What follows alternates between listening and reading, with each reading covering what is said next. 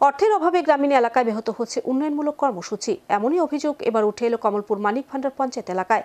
পঞ্চায়েতের অধীন ঘোষপাড়া রাস্তার মাঝে বেহাল অবস্থায় থাকা কালভার্টটি সংস্কারের দাবি বারবার জানিয়ে আসলেও পঞ্চায়েত কর্তৃপক্ষের স্পষ্ট বক্তব্য, ব্লকে পর্যাপ্ত অর্থ না থাকার কারণে দীর্ঘদিনের এই সমস্যার সমাধান সম্ভব হচ্ছে না।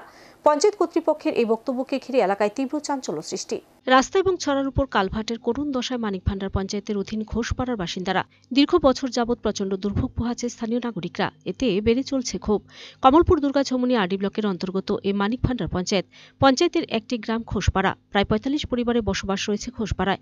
মানিক ভান্ডার জাতীয় সড়কের পূর্ব দিকে জরাজীর্ণ ইটসোলিং রাস্তা বয়ে গেছে পূর্বে ধলাই নদীর দিকে। দীর্ঘ ৭-৮ বছর ধরে রাস্তা ভেঙে ইটসোলিং ডেবে গেছে। বর্তমানে রাস্তার অবস্থা করুণ হয়ে উঠেছে।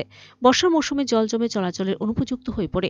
পাশাপাশি ঘোষপাড়ার মধ্যস্থানে রাস্তার উপরে ছড়া বয়ে গেছে। এই ছড়ার উপর কালভার্ট দীর্ঘ ৮ বছর যাবৎ বন্যায় ভেঙে একদিকে হেলে পড়েছে।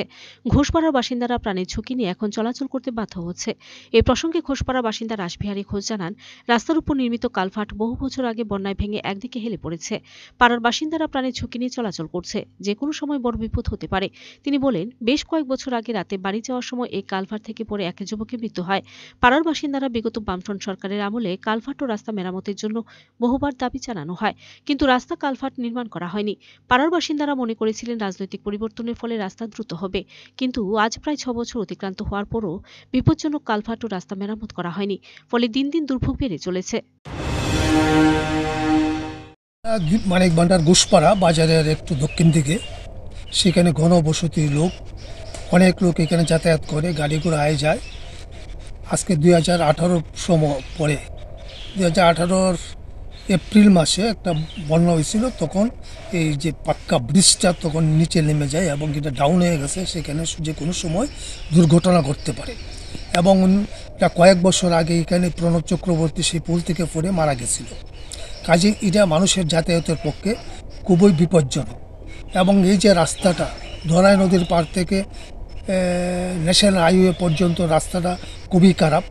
এটা যদি মেরামত না করা হয় তাহলে যে কোনো সময় দুর্ঘটনা ঘটতে পারে এবং কোনো দুর্ঘটনা ঘটলে ফায়ার সার্ভিস সেখানে প্রবেশ করতে পারবে। এদিকে মানিক ভান্ডার পঞ্চায়েতের প্রধান ও সচিব যথাক্রমে রাজীব ঘোষ ও সচিব বিশ্বজিৎ পাল রাস্তা ও কালভার্ট বিষয়ে পঞ্চায়েত অফিসে বসে জানান, বিজেপি ক্ষমতায় আসার পর দুর্গাছমনি ব্লকে রাস্তা ও কালভার্ট নির্মাণের জন্য আলোচনা করা হয়, এস্টিমেট পাঠানো হয়েছে। টাকা বরাদ্দ হলে কাজ শুরু করা হবে। ব্লকে টাকা না থাকায় কাজ করা সম্ভব হচ্ছে না। নেওয়ার পর থেকেই এই ব্রিজ নিয়ে বা এই রাস্তা নিয়ে আমি অনেক দিন ধরেই চিন্তিত।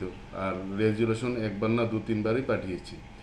ফান্ডের স্বল্পতা থাকাতে সেই কাজটা করা সম্ভব হয়নি। এখন মেবি মনে হচ্ছে রাস্তাটা করা সম্ভব হবে। আর রাস্তার দুনো পাশের যে বাড়িঘর আছে ওদেরও রাস্তার জন্য কম্প্রোমাইজ করতে হবে, জায়গা দিতে হবে, না হলে রাস্তা করা সম্ভব হবে না। Video report search India.